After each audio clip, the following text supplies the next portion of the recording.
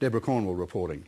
International students are now a crucial element for the tertiary education sector in Australia, worth billions of dollars each year in revenue.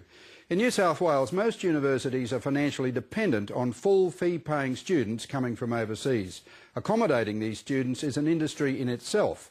But disturbing evidence shows that increasing numbers of international students are not only being outrageously exploited, but their own personal safety is often at risk. A confidential report obtained by 730 New South Wales asserts this exploitation can be the result of highly organised syndicates involving migration agents, lawyers and landlords. The exploitation involves dangerously overcrowded accommodation in illegal boarding houses and sometimes the sexual coercion of vulnerable young women who are often too ashamed to report the incidents. Shortly, we'll be talking to Macquarie University's Head of Campus Experience, Deirdre Anderson. First, Caro Meldrum-Hanna reports.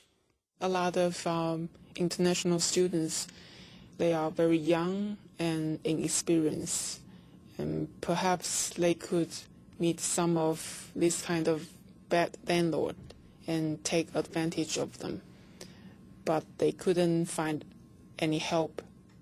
This international student says she knows what it feels like to be helpless. Jenny, as we'll call her, is an international student studying in Sydney, one of many who struggle to find safe and affordable accommodation. 6 months ago, Jenny was looking for a place to live. I found it just next to my building, and I thought it was so convenient. Jenny moved into a 2-bedroom flat shared with 3 other girls in this apartment block in central Sydney, paying $150 a week to share a bedroom. Her landlord, Spiros Papadakis, also worked for a photography business called Models International, conveniently located in an apartment on another floor. He invited me to his studio, and I was kind of curious. Maybe it was fun to, to have a look. So I went there for a few times.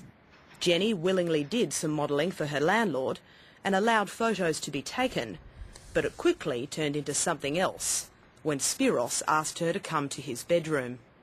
There was a computer in his bedroom, so he took me to his bedroom, and we saw those websites and showing me a lot of photos.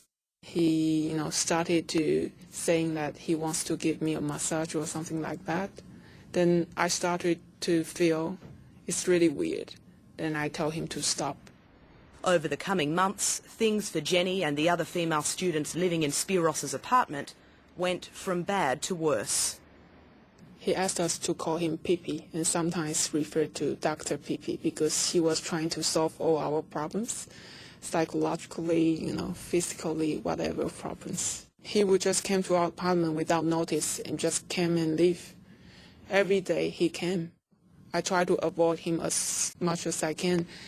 Once I hear someone came to our apartment, I would pretend that I wasn't in the room. Jenny says her landlord also threatened her and the other girls living in the apartment.